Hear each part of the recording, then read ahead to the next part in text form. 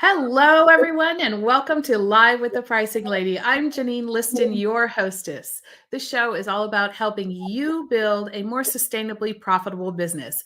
By understanding the tactics and strategies of pricing, you can feel more confident about what you charge your customers and get on the road to profit and success. Today, I would like to welcome a very special guest, Miss Cristina Ruiz de Castañeda. Perfect. Did I get it right? Excellent. Hi, Cristina.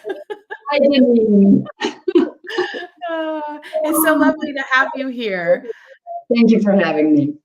Pleasure. Yeah. Why don't we start with a few rapid fire questions? And the first one is, where are you joining us from today? I am based in Zurich, Switzerland. Yes. And we met at the Female Founder Switzerland. So hello to all our other female founders. Hello. Yeah. Cristina, what would you describe as your superpower? Well, if I would ask people around me, they would probably say something like, when she has a task at hand, she gets into this hyper-structured way of processing. So I would say really structuring a problem, trying to break it down. That's something I have the tendency to do and use it at my work a lot. Super, excellent, great skill to have. What's one interesting thing that people don't know about you? Well, in contrast to the hyperstructuration, the other thing is basically that painting is my passion. So I've been painting since I'm little, and it's really the contrast because it allows me the freedom to actually have no constraints, no structure, and the freedom of creativity. Oh, that's great. Do you have your drawings or paintings somewhere that we can look at them? Well, it's a mess. It's always a mess. That's the point of it. So it's like, super creative, but you can imagine it. It's full of canvases and colors and my chair is completely covered in color. So yeah. I love it. So Cristina, what is it that you do and what kind of value do clients get from your service? So basically, I'm a commercial consultant for early stage and small companies. And what I do is we build together with them the commercial roadmap. That is basically where your company is today, where your company should or where you want it to be in the future, and how to get there. And we do that in materializing the vision into concrete numbers and developing an actionable plan to actually get to those targets. And the value, I would say, because I work myself in startups, is I would say three things. First of all, build confidence. Confidence in your own numbers, in knowing your business very well, your technology very well, in terms of, let's say, the commercial aspect, and also know where you're going. And I think when you know that and when you have a plan, you're also, let's say, transmitting or sharing this confidence and building trust on the other side when you're acquiring investors or when you're talking to potential partners or customers.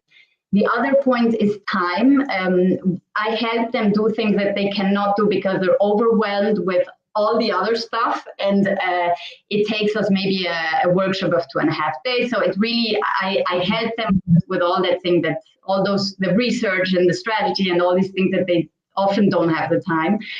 And clarity. And I think clarity is the last one because when you know where you're going, you can also be aligned in your company. And it's very motivational to know where you're going. I've been in companies I've worked with companies that, where they weren't completely aligned and there were different expectations. And that can be not only not motivating, but demotivating. So I think this is a package of having a clear aim. I love that. Excellent. Thank you for sharing that. I think it's such a tough job starting a business for most people. And I think a lot of people don't, if you've never done it before or you don't have someone dear to you who's done it and you knew what they went through, Yeah. And a lot of people go into starting a business a little bit underestimating, what it's going to take, and not just mentally, but also Yeah. physically, and Yeah. just energy wise and knowledge wise, and all these things you have to learn. So it's fantastic to have people out there to support Yeah. your business, like you. Yeah, Excellent. absolutely. And absolutely, I mean, anybody who's supporting, not just me, but really to give them the chance at having a fair shot at that idea that they have. That's Right. really the Right. So Cristina, why did you get started in this, or how did you get started in doing this? Well, in fact, it's a super old idea I had like 10 years ago, but it's been maturing in my head. So I worked already in the past with a venture capital firm in tech. So from the other side of the startups where the investors are, I worked in large companies. I worked as head of sales and marketing in a startup, and that's where it happened. Where actually we had to take so many decisions, and we were quite under pressure. And I felt that we needed to all pull from the same rope. And one day we had a consultant who came, I don't know, someone hired him. He stayed with us 2 days. It was the best experience, apart from all I learned in the company. These 2 days, it was really all about knowing where's the company and where do you want to go. Where's the best, the most suitable market to invest in the next year, and really very specific. And in fact, it never left my mind. This I never found this man again. I've been searching for a year, but I took the idea and changed it in a way and turned it into what I think is the best tool, is a commercial roadmap to advise companies. So, and this is what I love to do. I love to do it. What is it you love so much about it?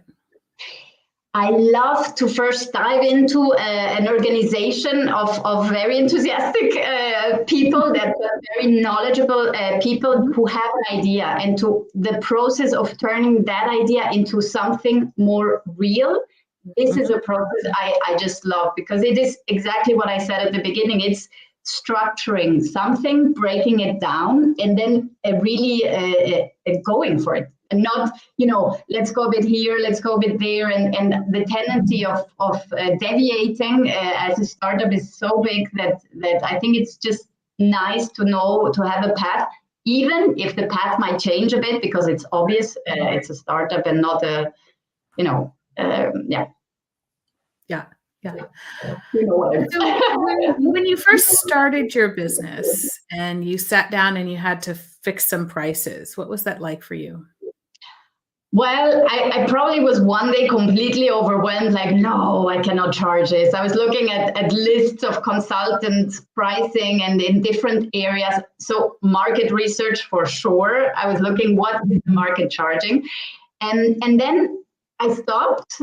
That's fine. I went to the other side, which is for me, what is the value I bring? So if I had a startup, what's the value immaterially? So what am I helping in? And then also try to monetize it in a way. So also saving time.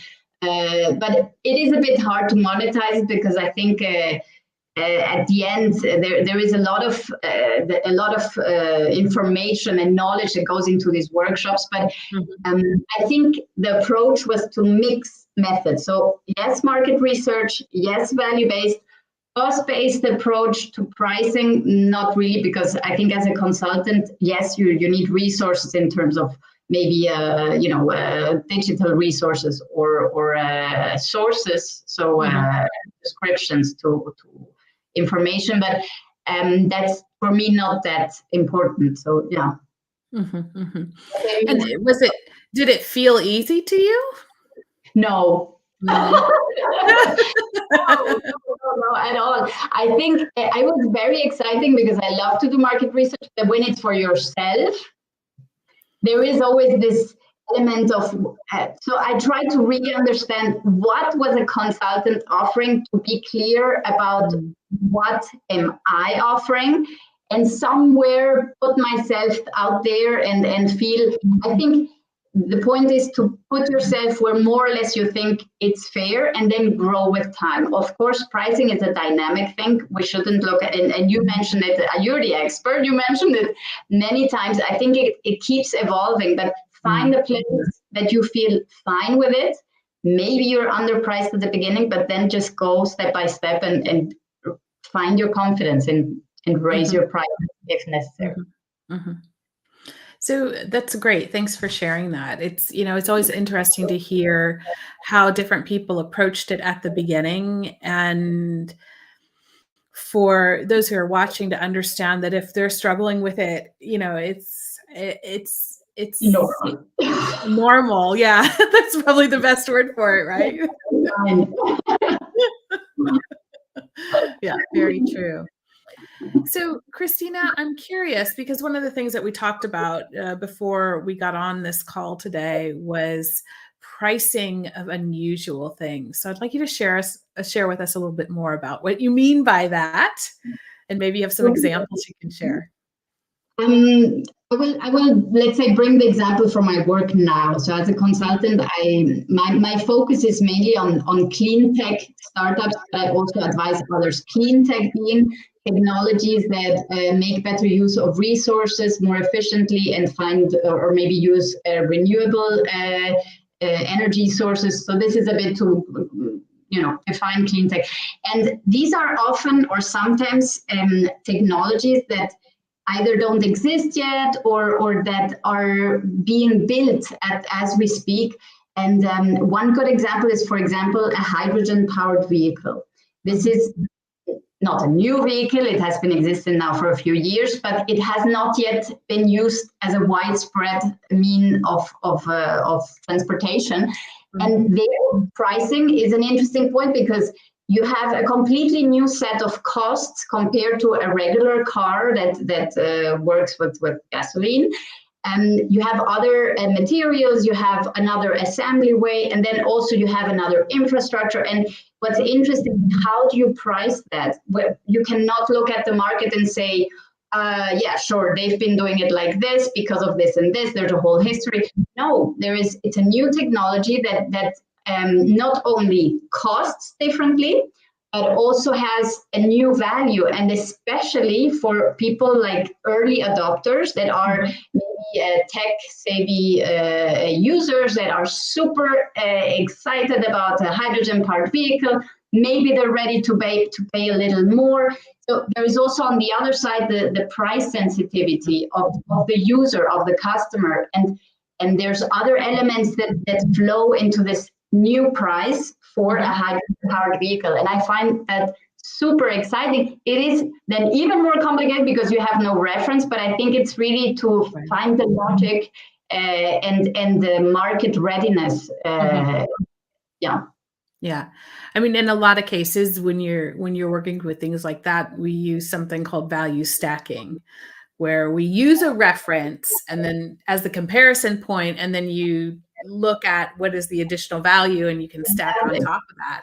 And that's often used for things that are, let's say, unusual or new in the market, but you have to be really careful because oftentimes if you say, well, it's just like this, but it's not, then you give people that reference and it destroys the value. So it can get confusing. Yeah. I think the most unusual thing I've priced was lab mice. Oh, I had a client who it was one of my very first projects when I started my own business, and it was a university who needed help trying to figure out how to price the lab mice that they were selling. I learned a lot I didn't know, I have to say. It was super. Yeah, it was really quite interesting. So because you work with a lot of startups, you see a lot of behavior, good and bad. And I'm curious, what are some of the mistakes that you commonly see startups making when it comes to their pricing, especially? Well, specifically for pricing and generally also, I think it's the time span or the midterm, long term, and the short term. they are very anxious sometimes. So even if they decide for a strategy, a pricing strategy, they might have the tendency to very quickly say, no, maybe it's not working. We don't have time. This should be moving, you know. And I think time is sometimes against startups. And I think that's a shame, because also, again, this is why maybe you need a well-informed ground of decision. So I'm not saying it's perfect. I'm not saying it's going to immediately give you all the answers, but to feel that whatever you've decided, be it pricing strategy, for example, go with it for the why you've decided, because the fruits come sometimes a little later, or a little, or it takes a bit more time. But sometimes I have the feeling the time dimension somewhere has become very, very, very short term, and success needs to happen immediately. And obviously, financing plays a role, but yeah, it takes a bit of time. The time. That's a good point. Yeah, I mean, it's hard when you're in those early days of a business to be, let's say, patient when you're trying to get those first clients and get that profit engine, you know, to get it greased and going a little bit. So it's very hard to be patient. I think you're right that's something they struggle with. Or keep insisting. Even, I mean, not only patient, but try again and try again. But I think I talked to so many startups, also in relation to the female founders, and so many good conversations. And they say it's really, you need to try again and again. And it gets better. I mean, it gets better because you also know now what they want to know, and you understand also why they want to know it. And I think that's also why, what I mean by time, really try again and try again. Of course, when you've been trying for 3 years, you also need to know when to give up. or when to change things, right? It's not always throwing in the towel. I guess that there's a point where you may want to do that as well, but it's about having that flexibility and learning the skill of when to keep trying and when to let go and things like that. And it is hard. Yeah, it is hard, and I don't know, I feel a lot for them, and I feel with them because I've been there, and I know it's hard. And I think, I really hope that when they work with me, they get again a bit of a security, and then again of a bit of an impulse, you know, to say, let's go again, you know. Yeah. That's really interesting. I mean, one thing that I've seen, I was talking with somebody, I was at a startup event over the weekend, and back to this, you know, if you have something unusual that you're pricing, I forget what it was, and maybe it's not important what it was, but they were, you know, they said, this is what we're bringing to the market. It's kind of like this, but it's better. So how much more can we charge? And I said, well, first of all, why do you assume that people are going to be willing to pay more for it if it does the same thing? Right. We also, you know, you also have to be careful with making these assumptions. And one of the things that I always emphasize with people is the importance of understanding who you're targeting. What's your experience with that? Or what can you, provide? I completely agree with what you say, and I think it's fundamental that you know who you're targeting. But how do you know? You really, you need to put yourself out there, and maybe even do interviews. You know, very practical things to find out, because it would be a shame that you've been spending 6 months on messaging and communication when in fact it's been missing the point or the person, you know, or the customer. So I think that's the first, is really, who are you selling it, or who do you want actually to purchase whatever you're offering, and why is it gonna be such a great thing for them? And it's so topical, but it's not always easy to answer that question. And again, when you have maybe 3 founders in a startup, it could be that they really don't, they're not talking about the same thing. So in a way, just really be on the same page. And yeah, I think that's really important. Yeah, I think especially when you're in a startup where there's a team of people, listening actually becomes probably one of the most important skills that Yeah. any of the individual team members have, right? Yes, and also listening outside, talking to Mhm. people. Go and invite someone for lunch that hey, this person, they just know a lot about this topic, and go and listen or go and ask. Right, right. So, Christina, we're going to start wrapping this up now. And what's one thing in your experience about, around pricing that you'd like people to take away from our discussion today?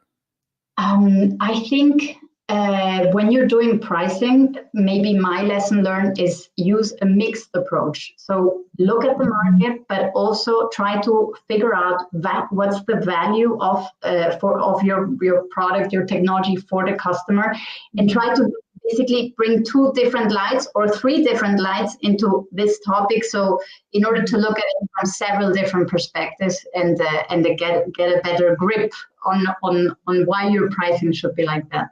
Yeah, I think that's an excellent point. I think too often people do try to, oh, if I just look at what everybody else is doing, that'll be the right price for me. Or if I just add up my costs, that'll be the right price for me. And actually, it's not something that you should look at through one lens. It should be looked at through multiple lenses. That's great. I love it. Thanks for sharing that. Christina, what's the best business advice you've been given over the years? I think it's maybe also a life advice is basically when you have a problem or a task or whatever that comes in, deal with it as fast as possible, but doesn't need to be perfect, and get it out. Don't be stuck. Don't hold on to it for too long. I think there's many things that arise. Find a good solution and let it go again. Yeah, that's great. It's easy to get stuck. We've all been there, yeah. To, Yeah. What's the most amazing thing that you've overcome in your business? Well, I would say go and talk to people out of the blue. I think that's, I love to talk to people. I admit this probably is my Spanish side that is, I love to talk, but I think it's different when you go and you talk on a personal level, but then if you go really and you're trying to meet new clients and explain to them what you're doing and how you could work together. I think that's, I'm very happy to be doing it. I'm learning so much every single time, and but I think it's how to say in German you say Übung, practice. It's practice. Absolutely. So, do you have a favorite book, tool, podcast, or something you'd like to share with the audience? I'm reading at the moment a book called Venture Deals. It's I'm reading it in German, but I think it's probably in English as well. It's a deep dive into venture deals, so everything from the legal perspective, the management, everything. And my thing is I'm not reading so many books. I read a lot during the pandemic, and I'm done. I want to see people again, my Spanish side. So my advice, honestly, is find the knowledge also in people, because they have lived through it or they have learned it, and so many people are so ready to give you advice, and find, of course, good people you trust, but there is really a lot of really, really knowledgeable people out there. Yeah. This weekend I was at the startup weekend here in Basel, and it was fantastic. It was good to be around everyone, and the energy was so great, and so many great business ideas. It was really something special. And I think in some ways, some of us at least are starved for those kinds of things. Yes, exactly. Yeah. Okay. One last question. How can people reach out to you if they'd like to find out more about working with you? They can go on my website and book a call straight like this. I'd be super happy to talk to them. It's free of charge. Not that some people think I charge them for a call, or just contact me on LinkedIn. Yeah, great. Thank you so much for joining me today. It's been such a pleasure having you on the show. It was lovely. Thank you very much for having me. Yeah. Great. So all of you who are listening out there, thank you for joining us today. I want to share with you one more thing before we go. I have a new course coming up called Fair Price Formula. This course is all about how to set your prices. I will take you through step by step how to find a fair price for what you offer. If you'd like to know more about this, you can head on over to Maven and type in pricing, and you'll find the course, the Fair Price Formula, on their course list. If you have any questions, you can always book a call with me at thepricinglady.com/book a call with little hyphens in there, book-a-call. Otherwise, I wish you a great day. Have a wonderful time. And as always, everyone, enjoy pricing. Bye.